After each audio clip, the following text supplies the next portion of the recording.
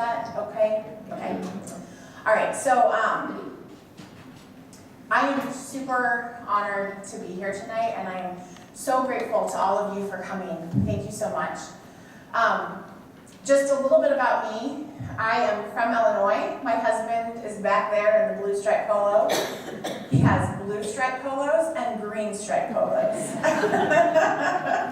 He picked a blue one today. But he drove me and our baby, it's not just my baby, it's our baby, Miriam, up from Central Illinois so that we could be here. And my hope and what I've been praying for is that as I share this story about the powerful thing that happened to our family through the intercession of Colton Sheen, that all of us will be inspired to even more fervently pray for the intercession and to believe, to have faith bigger than a mustard seed, so that God will grant the miraculous healing of Colton Dobbs. So it's an honor. I mean, really, it's a humbling honor to be here in this position. I like to start the story of James's miracle, and here's a disclaimer. Officially, what I'm going to talk about is an alleged miracle. If you're writing for the paper, make sure you put alleged miracle. It will not be an official miracle unless Pope Francis declares it such. But personally, I believe it's a miracle. So when I say miracle, I'm just speaking for myself. Officially, it's an alleged miracle. Okay, when I like to start the story of the alleged miracle, I always start at the beginning. So, 11 years ago, that's me and Travis, we got more sleep then, we were thinner, we were younger, we had no idea that 10 years into our marriage we would have 7 kids all under the age of 9. Like, we were just happy in love and naive,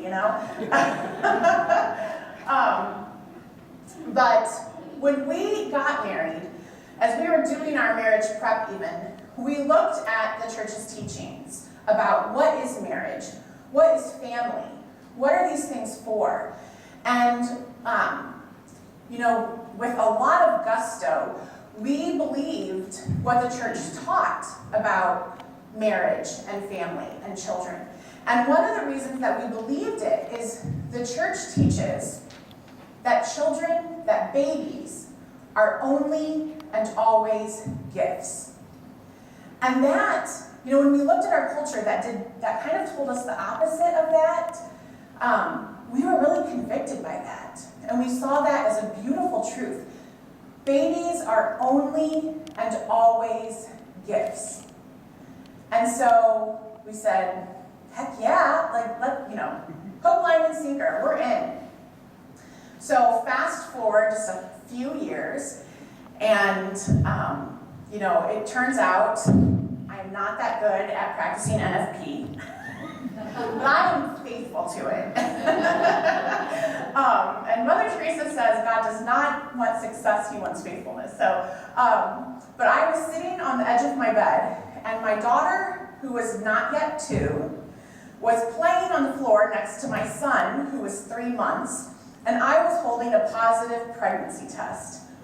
And I remember looking at the test, and then looking out the window, and praying to God, and saying, I believe that you want this baby to exist. I believe that this baby is a gift. Now, Travis is a public school teacher. I'm a stay-at-home mom. Basically, if you read between the lines, what I'm saying is, we don't have a lot of money. So the next part of my prayer was, God, you have to provide. And it wasn't so much this beautiful act of trust, like, Lord, provide. I know you'll provide. I trust in you, Jesus. It was like, you got me into this. You're going to see me through it. And you know what? He did. Over and over again, God did. Over the next 9 months, God came through for us in so many ways, in small ways and in big ways. In fact, I could stand here for the next 45 minutes and tell you example after example of all the things that God did that just blew our mind.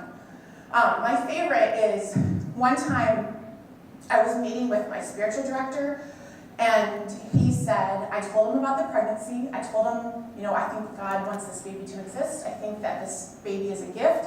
And God said, you know what, that's interesting. Not God. Sorry, God did not say that. My spiritual director said, it's interesting you say that because I have something for you. And he goes, gets an envelope, gives it to me, and said, someone from the parish wanted you to have this. I get in my car, look in the envelope, it's 5 $100 bills. Now, I'm sure to all of you that's a lot of money, but when you are poor, that is a lot of money. And I drove home, opened my mailbox, and you know what was in my mailbox? A bill for $482.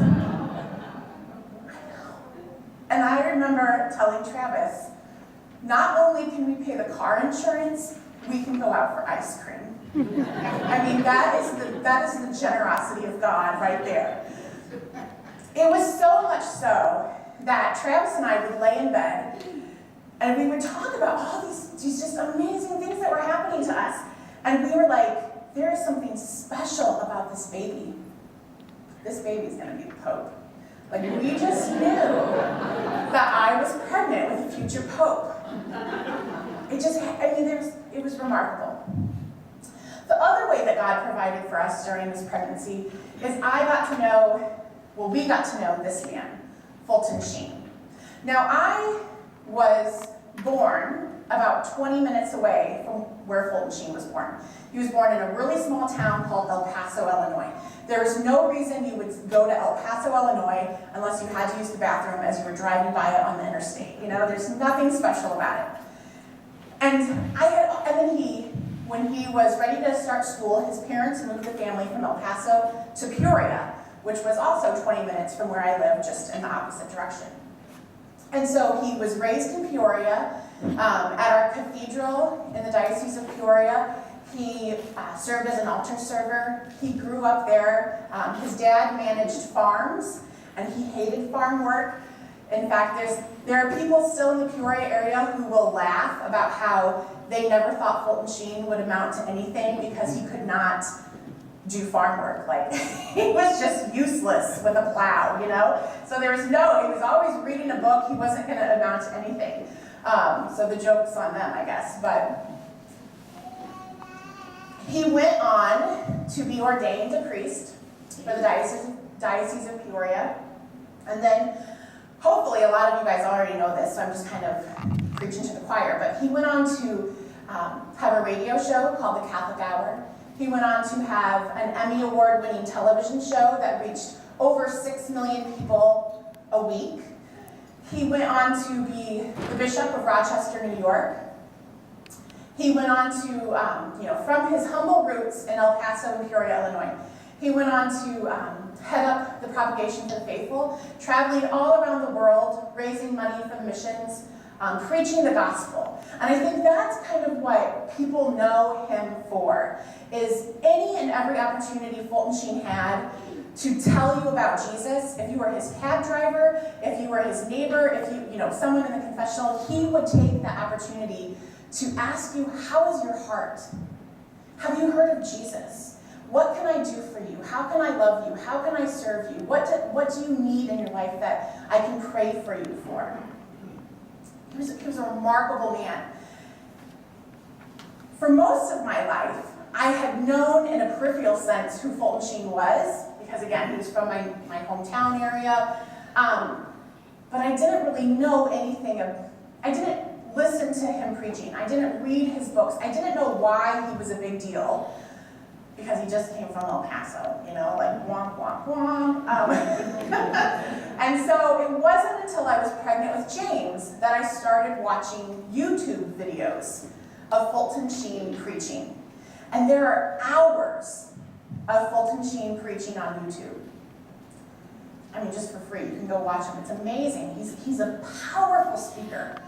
And I remember watching and calling Travis over to the TV and saying, you need to listen to this guy. He is amazing. And I said, his cause is open for canonization, and he is going to be a saint someday. I just knew it. I just knew from the zeal and the passion and his love of Christ, I just knew. 50 years later, and through the internet, I knew that he was holy and he loved God.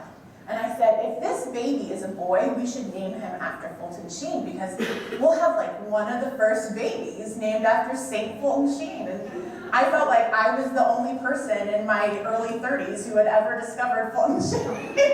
Turns out there's a lot of us, but it was such a gift. And from that day when we decided, Travis was hook, line, and sinker, just like me. Yes, he's great, we're going to do it. From that day, every day for the rest of my pregnancy, I prayed and asked for Fulton Sheen's intercession. I asked for him to walk with my child in utero, to walk with my child for the rest of his life, to be with my kiddo, put him under his patronage. Now, I studied English literature in college. I am not a theologian, I am not an expert, but I think the world needs Fulton Sheen as a saint. And I think especially the church in America would do well to have him. And again, not a theologian, but as I have gotten to know Fulton Sheen, these are my reasons that I think we would benefit from his example, from him being lifted up by the church as a saint to be emulated. Number one, the Holy Hour. Most Catholics in America, sadly, and it literally breaks my heart. Well, not literally breaks my heart, but it makes me incredibly sad. It figuratively breaks my heart. Most Catholics in America do not believe in the true presence of the Eucharist. And I'm flabbergasted by that. Fulton Sheen did. And on the day of his ordination, as he lay prostrate on the ground on the floor of the cathedral in Peoria, Illinois, he made a promise to God that he would make a holy hour every day for the rest of his life. And he did. 60 years, every day for 60 years, that man sat with our Eucharistic Lord. He called it the hour that made his day. It was the source and summit of his life. He encouraged everyone to do it. Any lauds or glory that he got, he gave right back to our Eucharistic Lord, saying that it was because of his holy hour. It was because of spending time in his presence. And my desire for people to love Jesus in the Eucharist really truly makes me believe that if they had Fulton Sheen's example, more people would turn to Christ in the Eucharist. Number two is Marian consecration. I will confess to you, I'm a cradle Catholic. For the longest time, I did not understand Marian devotion. I just did not get it. And it wasn't until Fulton Sheen patted me on the back and was like, all right, I'm going to explain it to you, Bonnie, that I really understood what it means to have Mary bring us closer to Christ. And in true Fulton Sheen style, he took something that could be lofty and uber intelligent, over my head, and he broke it down into a simple poem for children. Lovely lady dressed in blue, teach me how to pray. God was just your little boy, and you know the way.